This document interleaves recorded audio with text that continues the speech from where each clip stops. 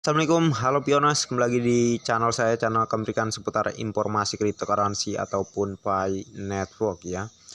Oke, di sini saya ada sebuah informasi dari Pi One News TV, yang mana ini agak telat ya. Sebenarnya informasi ini seharusnya saya informasikan dari kemarin, kan ini di tanggal 24 ya, dan sekarang udah tanggal 25 gitu. Mohon maaf ya, dan tentunya ini informasi sangatlah penting ya. Ini diambil dari sebuah pidato yang mana Dr. Cheng Diovan langsung menyatakan terkait hal ini. Apa sajakah nanti yang akan dijelaskan? Tentu sebelum lanjut jangan lupa untuk tekan tombol like dan subscribe, dan jangan lupa juga aktifkan notifikasi loncengnya agar setiap saya mengupload video terbaru ke depannya tentunya adalah yang akan lebih awal menerima notifikasinya ya. Oke, kita akan langsung saja di sini ke penjelasannya. Harap disimak sampai selesai, jangan di skip agar kalian tidak gagal paham ya. Harus dibaca. Dokter, pembalikan web 3. Pembalikan besar. Keberuntungan yang mengejutkan akan datang. Langit dan bumi berjalan dengan aturan mereka sendiri. Semua hal mulai dari lahir sampai mati sesuai aturan. Waktu berubah, mengantarkan pembalikan besar dan pembalikan besar. Web 3 akan membalikkan era Web 2, dan itu akan membalikkan banyak orang biasa. Saat ini, banyak orang berada dalam periode rendah dan membutuhkan pembalikan besar dan pembalikan besar. Dokter sangat menyadari hal ini, lagi pula salah satu dari dua dokter tersebut adalah Dr. Cheng Diovan dari Guizhou, China.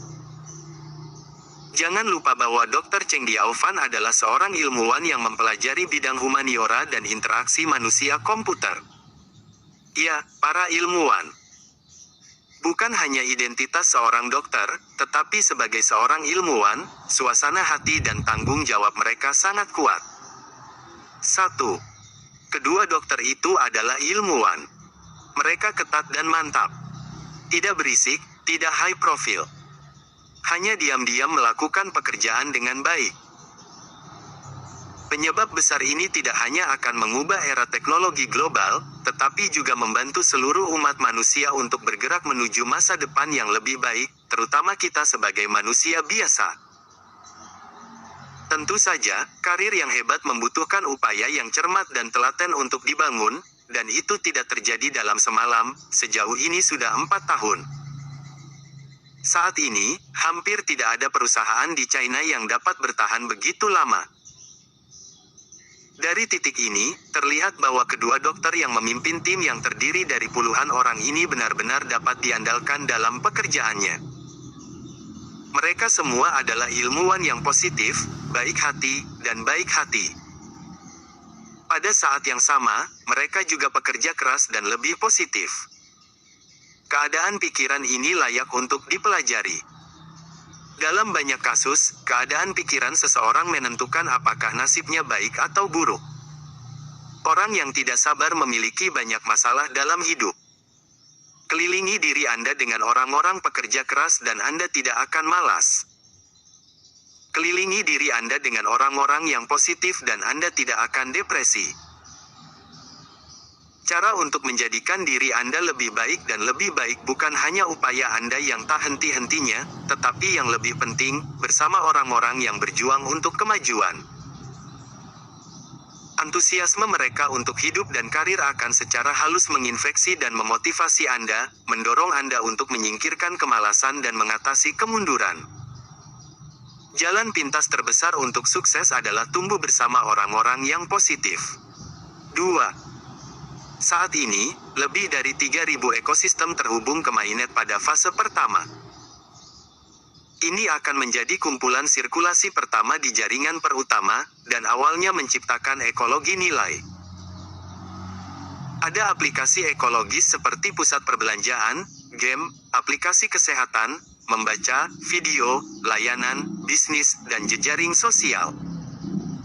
Di antara mereka, 80% diproduksi oleh Marathon yang dipimpin dokter. 20% dihasilkan oleh talenta lain di seluruh dunia. Tentunya super ekologi masih dalam persiapan, dan perlu menunggu keterbukaan yang sebenarnya dan mendapatkan source code untuk melanjutkan. Sebenarnya kita tidak punya banyak waktu untuk belajar, tapi kita tetap harus bergegas. Era Web 2 sedang dibalik.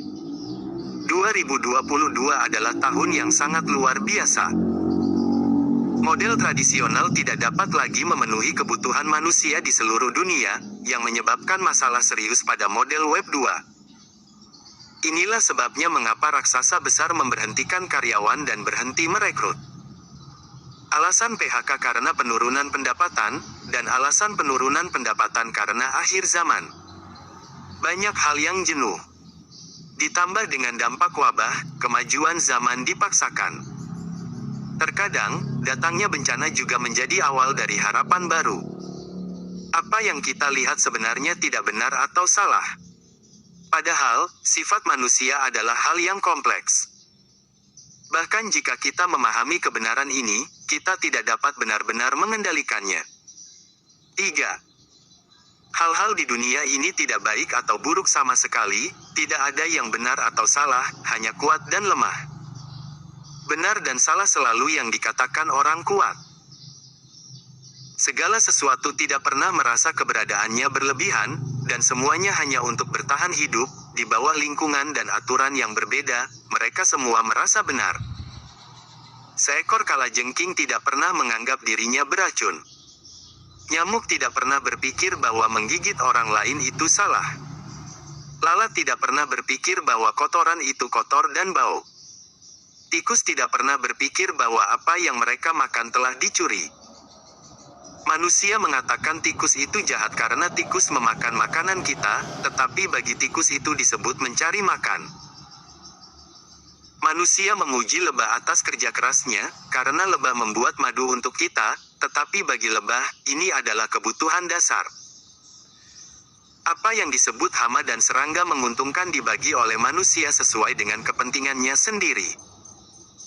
Baik atau buruk ditentukan oleh yang kuat sesuai dengan posisinya sendiri. Masuk akal atau tidak masuk akal tergantung pada posisi mayoritas orang. Jadi di dunia burung gagak, semua angsa bersalah. Tidak ada orang yang murni baik atau jahat. Jika Anda melayani kepentingannya, Anda adalah orang yang baik di matanya. Jika Anda melukai minatnya, Anda adalah orang jahat di matanya. Tidak ada rasionalitas murni atau absurditas di dunia. Anda sesuai dengan kognisi kebanyakan orang, Anda masuk akal. Anda berada di luar persepsi kebanyakan orang, Anda konyol. Sama seperti semua orang mengikuti dokter. Anda memberitahu orang lain bahwa apa yang telah kami lakukan itu hebat, dapat mengubah struktur ekonomi global, dan mendorong perkembangan ilmu pengetahuan dan teknologi. Lebih penting lagi, kebebasan finansial dapat diwujudkan. Namun, 9 dari 10 orang tidak mempercayai Anda. Inilah yang kami lakukan, di luar yang disadari kebanyakan orang, kami konyol. Itulah mengapa teori kekayaan 28 lahir, selalu ada 80% orang, apakah itu kognisi atau keberuntungan, mereka tidak sebaik 20% orang. Dari sudut pandang saat ini, mengikuti dokter telah bersikeras. Pasti salah satu dari 20% itu. Karena itu, setiap orang harus bertahan. Lagi pula, berbagai lingkungan di seluruh dunia bergerak menuju Web 3. Kekayaan yang mengejutkan akan datang. Oke, jadi saya agak menangkap ya sedikit terkait apa yang dijelaskan tadi, bahwa kalau yang bisa berhasil ataupun bertahan di proyek Pi Network ini tentu hanyalah sekitar, kalau misal dari 100% orang, kemungkinan ya bisa jadi hanya 80% yang bertahan atau lebih bahkan ya, atau bahkan hampir separuh, hanya 50% yang tentu akan sukses ataupun yang akan meraih atau mendapatkan kekayaan di mana proyek ini akan sukses ke depannya ya.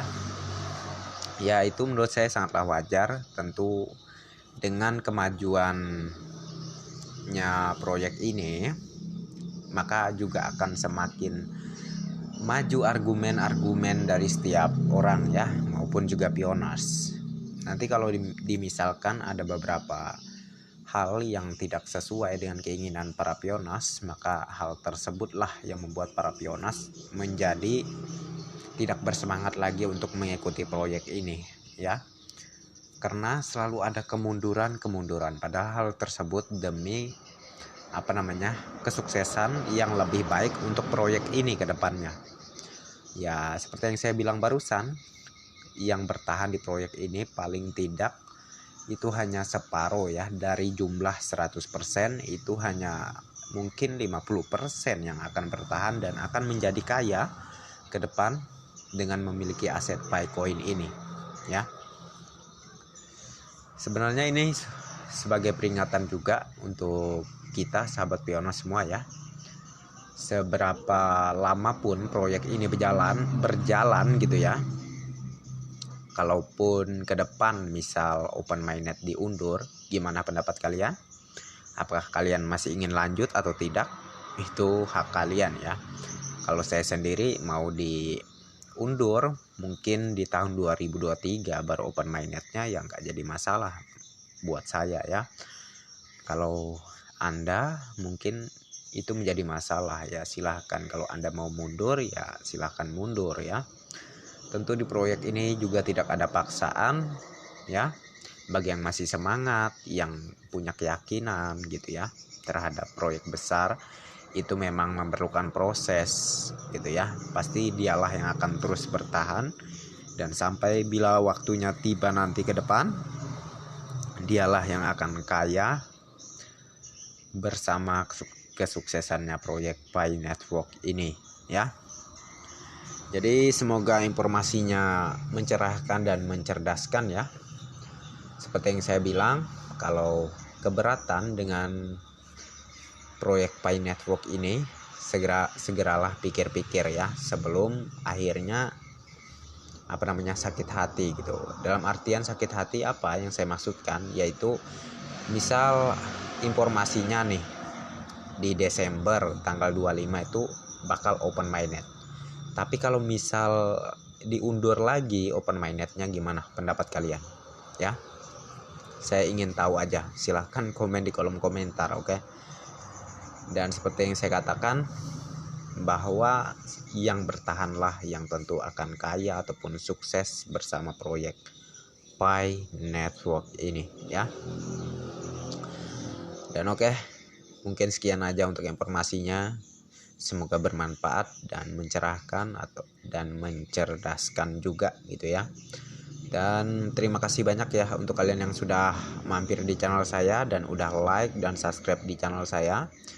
Dan bagi yang belum like dan subscribe, silahkan diklik, dan jangan lupa juga aktifkan notifikasi loncengnya agar setiap saya mengupload video terbaru ke depannya, tentunya adalah yang akan lebih awal menerima notifikasinya ya.